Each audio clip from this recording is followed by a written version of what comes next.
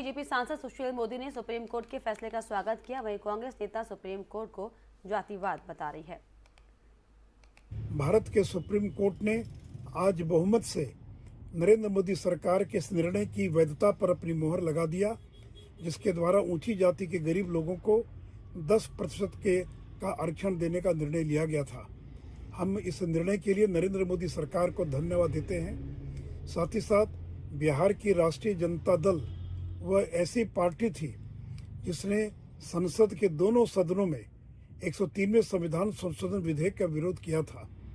राष्ट्रीय जनता दल अब किस मुंह से बिहार के अंदर ऊंची जाति के गरीब लोगों से वोट मांगने जाएगी, जिसने कि संसद में इसका विरोध किया था।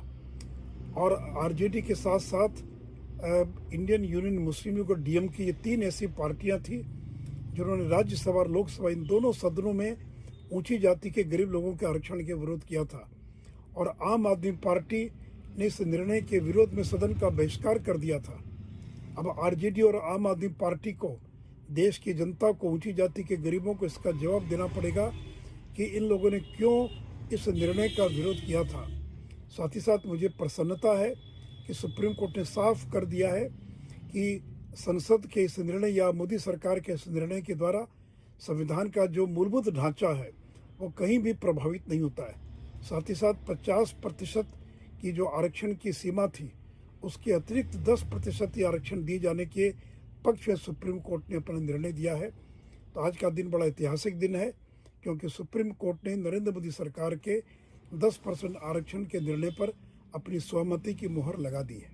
Not opposing EWS reservation, but I definitely challenge the mindset of Supreme Court, that is a upper caste mindset, that when it came to expand the limit of 50% in the matter of SC, ST, OBC reservation, then always it was cited that Indira Sahani judgment has put an embargo of 50%. Today that embargo has been lifted.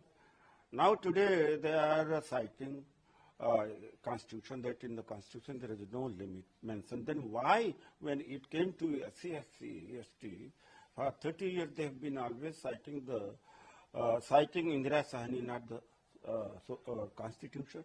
That I am questioning. That I am asking. Is it a matter of constitution or is it a matter of caste? It's not that mindset of the Supreme Court judges. It's upper caste. Chhawla gangrape मामले में supreme court ने तीनों दोषियों को बरी कर दिया है। सुप्रीम कोर्ट ने दिल्ली की निचली अदालत और हाई कोर्ट के फांसी देने की सजा के फैसले को पलट दिया है। मुकदमे के दौरान पीड़िता को अनामिका नाम दिया गया था। आपको बता दें कि दिल्ली के छावला में अपराधियों ने 19 साल की लड़की के साथ दरिंदगी की सारी हदें पार कर दी थी। पीड़िता का अपहरण किया गया, गैंगरेप के बाद उसकी हत्या कर दी गई थी। निचली अदालत में सुनवाई के बाद फांसी की सजा मुकर्रर की गई। दिल्ली हाईकोर्ट ने भी सजा को बरकरार रखा था। 2014 में हाईकोर्ट के फैसले को सुप्रीम कोर्ट में चुनौती दी गई। सोमवार को सर्वोच्च न्यायालय से तीनों दोषी बरी कर दिए गए। पीड़िता दिल्ली के छावला इलाके में रहती थी। 9 फरवरी 2012 की रात अपने जॉब से लौटते वक्त राहुल, रवि और विनोद नाम के तीनों युवकों ने अनामिका का अपहरण कर लिया। लड़की के वापस घर नहीं लौटने पर परिवार परेशान हो गया था, जिसके बाद अनामिका के गायब होने के 5 दिन बाद पीड़िता की तलाश बुरी हालत में हरियाणा के रेवाड़ी के एक खेत में मिली थी। पुलिस के मुताबिक अनामिका के साथ गैंगरेप के अलावा भी असहनीय पीड़ा की गई थी।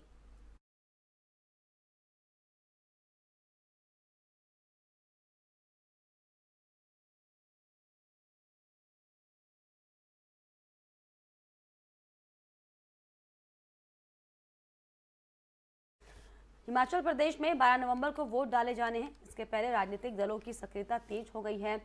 सभी दल अपने काम को लेकर वोटरों को अपनी ओर आकर्षित करने में जुटे हुए हैं। और आज इसी कड़ी में राजनाथ सिंह ने बैजनाथ में एक चुनावी जनसभा को संबोधित किया। इस दौरान उन्होंने क्या कुछ कहा, आइए आपको सुनवाते हैं।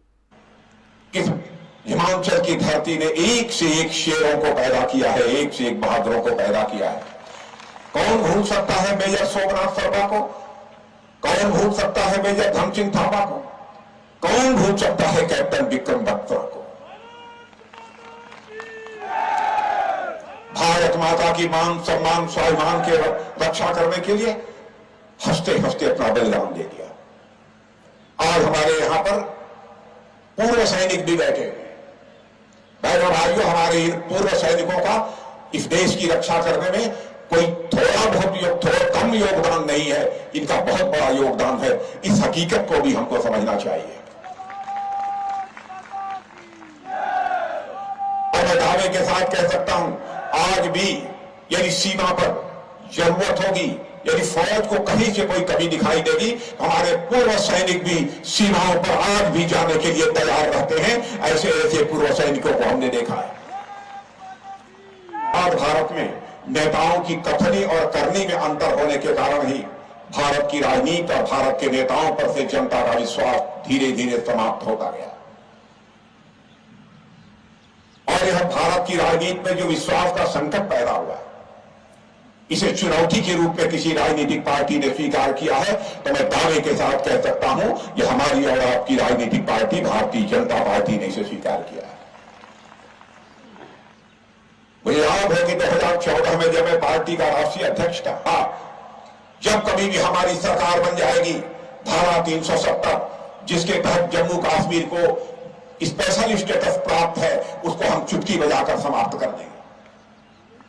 हमारी सारी विरोधी राजनीतिक पार्टियां कहती थी, ये भाजपा वाले, ये जनसंघ के लोग, जब कभी चुनाव आता तो जनता के आंखों में धूल झोंकते हैं कि हमारी सरकार बनेगी, धारा 370 समाप्त कर देंगे। लेकिन भाइयों, आपने देखा हमारी सरकार आई और संसद में हमें बहुमत मिल गया, चुटकी बजाकर हमने धारा 370 को समाप्त कर दिया। जम्मू कश्मीर राज्य का जो विशेषाधिकार है वह खत्म हो गया। जो भी वादे किए थे, हम लोगों ने कहा था, भारत के विभाजन के समय बहुत सारे ऐसे हिंदू, सिख, ईसाई, पारसी, यहूदी जो पाकिस्तान में रह गए थे, अथवा बाद में विभाजन हुआ, पाकिस्तान का बांग्लादेश बन गया, उसमें ऐसे लोग हैं, अथवा अफगानिस्तान में यदि वहां पर उनका धार्मिक उत्पीड़न होता है और वो भारत आना चाहते हैं, भारत की नागरिकता लेना